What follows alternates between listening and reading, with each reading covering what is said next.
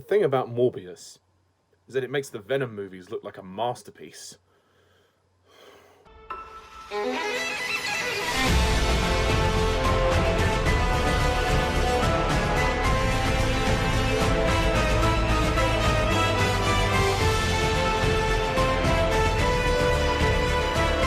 Hello, my fellow YouTubers and subscribers, and welcome to my extreme, epic, major fucking rant on Snorbius. Another kind of Marvel movie in association with Marvel, you know, an origin story about a blood-sucking vampire. Yeah, I mean, if you thought you'd seen the worst of the vampires of Twilight, then, well, I give you this. Snorbius. I mean, right, there's no other way to go into this other than just literally going into it, so please indulge me for a moment. So, the plot, or lack of plot, is as follows. Biochemist Michael Morbius tries to cure himself of a rare blood disease, but he inadvertently infects himself with a form of vampirism instead. Oh, Morbius. Oh, Snorbius. Woo! Oh, this movie is bad. Bad with a capital B. My God, Morbius is shit. It is ungodly shit. I can't even begin to describe how bad this is. I knew going into this film that the reviews were terrible, and I can understand why. Morbius is so bad. It's probably the worst movie to be released this year so far. It is way worse than anything I've seen this year. I mean, I didn't like Sonic 2 that much, but it is leagues better than this. Literally, the problem I have with Morbius is that there is literally no story. The story is, as the synopsis describes, but then once he infects himself with, you know, the vampirism, you know, his best friend then infects himself, and then he has to basically go around stopping his best friend, because his best friend becomes very cocky and arrogant and, you know, starts to enjoy living his life, and then starts to kill everyone, and then he has to confront his best friend at the end. You think that would involve some kind of emotional arc to the story, that would be a poignant, you know, thread of the narrative, but it isn't. I just don't give a shit about Morbius and his best friend, despite the fact that the characters are unwell. They're sick for most of the film. They seem to be basically terminally ill, or so it would appear. And to begin with, I thought, okay, their relationship's kind of nice. It's kind of cute. They're best friends when they're kids and everything. And then Michael gets a chance to go and become a scientist, and he works for years and years to try and find a cure for him and his best friend. And yeah, it just goes on from there. The problem with this movie is that it's just so boring. This movie is 104 minutes long, but it feels it feels like it goes on for fucking ever. Nothing happens in this film. It is so cliched. We get the usual kind of logs in which, you know, the scientist is recording everything he's doing, and when he starts to get his powers, he's like, "Oh, I'm superhuman. I'm jumping. I'm doing this and I'm doing that," and I'm just thinking, when is this movie going to be over? Literally, I fell asleep during this movie. I swear to God, I probably missed about 10 minutes of it. I fell asleep in the cinema because it was that bad. What makes it so insufferable is that literally nobody gave a shit making this film. It looks as though nobody wants to be there, and the direction is so fucking bad that it's just embarrassing. And there were people in the screening with me, a big group of guys who actually were laughing at this movie. They were laughing at this film for the whole time. They were laughing at some of the most dramatic and emotional scenes. And I have to agree, I laughed with them. I thought, yeah, this is so fucking stupid. One thing I will say, though, in its defense, I will give credit to this. Matt Smith is great in the movie. Matt Smith plays Milo, or Lucian. For some reason, they call him Milo. I don't know why. His real name is Lucian, but whatever. And Matt Smith does do quite well in the film, considering the bad script that he has. He has to say a lot of cheesy dialogue, and it's especially towards the end, during the climax of the film. I mean, you can kind of understand the character's point of view. Okay, he's dying. He wants to save his own life. That's perfectly understandable. But then once he becomes a vampire as well, He basically goes around living this kind of playboy life. You know, he puts on a suit. You know, for some reason, he's in this big, you know, house, and he puts on this designer suit, and he goes out to a club, tries to flirt with a girl, and then he goes and kills loads of people. It's like such a weird change of character. Like the character was never an asshole until then. I guess that was kind of the intention. You know, we were supposed to think that okay, the power has consumed him, and then he's become a bit of an arsehole. Kind of like in Spider-Man 3 when Peter gets the black suit. But this is done way worse. It's just so out of left field. It's just such a random, abrupt change, and you just don't buy that character decision. And I don't buy, spoiler alert, I don't buy the ending where Michael kills his best friend. I just don't think that he would be that driven to do that at that point. I don't believe the journey was well thought out in that regard. And the stupid line is like, oh, you won't kill me, Michael. You can't kill me. I mean, no, I like Matt Smith, but that line is fucking terrible. Jared Leto, wow, yeah, he is so boring in this film.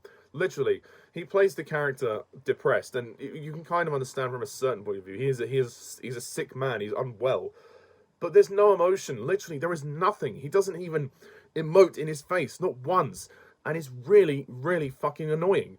And I don't buy the friendship he has with Milo. I just don't think that they come across as best friends. They don't have that much chemistry together, and the film is supposed to be about their friendship, but it just falls flat. And all the scenes when he becomes Morbius, I mean, when he becomes a vampire, the whole design is ridiculous.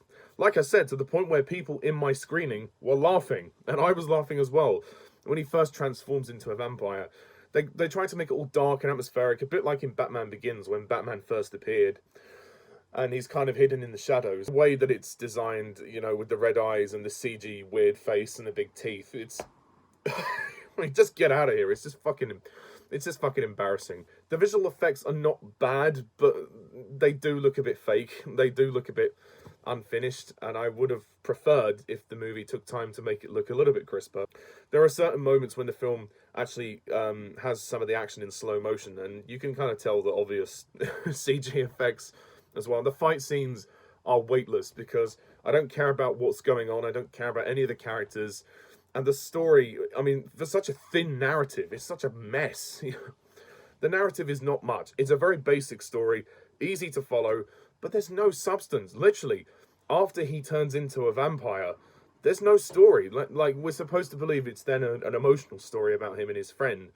But literally, most of the second and third act of the film are him and his friend going around trying to deal with their newfound conditions and the fact that they're killing people. But Morbius is obviously, you know, he's a guy with more of a conscience than his friend. You just don't give a shit. It's such a boring film. It just goes on and on and on. I hated this movie. It was so bad. Like, the director literally, you know, Daniel Espinosa, who directed this film, well, he didn't direct it. The movie just falls apart. It's like he literally turned up the set and was like, all right, guys, I'm going to go make a coffee. You just carry on without me. It's like they're trying to direct this all themselves without a director, and it just falls apart. It is absolutely terrible. It's so bad.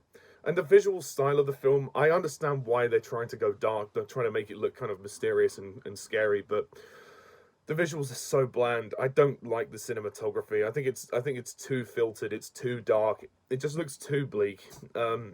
Even in some of the scenes when they're outside, it looks very desaturated, and it's just a film without a soul, without any joy. There's no heart to it, despite the fact that they're trying to give that impression. But there is nothing here. It is totally soulless, much like the computer it was made in. Other actors, well, Adria Arjona, who plays Martine Bancroft, She's another scientist who's working with Michael Morbius. She's supposed to be a love interest, and yeah, that's pretty much all she is. She does nothing in the film. She doesn't actually serve the story in any way, shape, or form. And her acting is terrible. She's pretty bland and emotionless, and I don't buy the love story. And they don't give enough time for it. Everything. It feels like they rushed this movie into production and like, okay, fine, let's just make this other origin story just so we can set things up for later on. Literally, this movie is just a setup for a bigger film to come later. There's nothing individual about this film. it feels like nobody wanted to do this, but they were forced to make it because, well, for the cinematic universe or whatever. I'm confused as to whether this is part of the MCU or not. I suppose it will be later down the line, but I mean, who the fuck cares by this point? Jared Harris, who plays Dr. Emil Nicholas, he's wasted as well. I mean, he's decent enough, but the role is thankless, and I'm just thinking, oh my god, Jared Harris, you could do so much better than this, man. You're better than this shit. The only other people to mention, well, Michael Keaton makes a small appearance somewhere. Tyrese Gibson, who you may remember from the Transformers movies, he appears as Agent Simon Stroud, who's like this detective police cop or whatever, and then his assistant, Agent Rodriguez, who is the comic relief character. But guess what? He ain't funny! Of course he's not funny, because this is a film about a blood-sucking vampire. So why? They felt they needed to add a comedic character. Oh, for shame. You know, it's just it's such a cliched movie. There is nothing original about it. And as for Tyrese Gibson, he's very bland as well. It's a really strange part for him to play. He's pretty much deadpan for most of the film. To be honest, that's what this whole film feels like. It feels like it is a very deadpan film. There's just literally nothing. I literally look at it and go, this does nothing for me. There is nothing in this soulless piece of shit that I can enjoy. And what is actually interesting about Michael Morbius? I mean, literally, there is nothing interesting.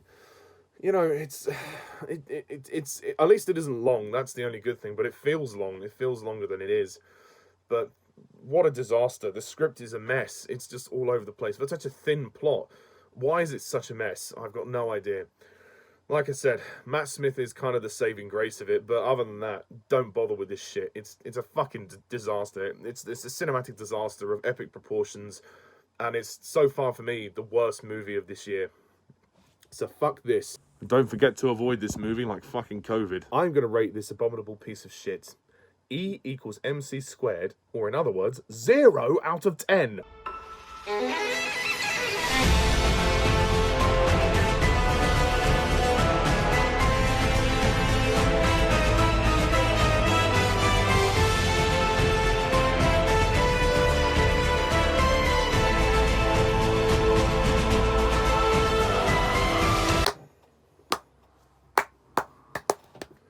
Fuck this shit. Yeah, so that's my review of Morbius. What do you think of this film? Please comment down below. Let me know. Please hit the like and subscribe button for future content to come. And stay tuned for more reviews to come in the future. So until then, I'm Mr. Tarnus11. Thank you for watching. See ya. Bye for now.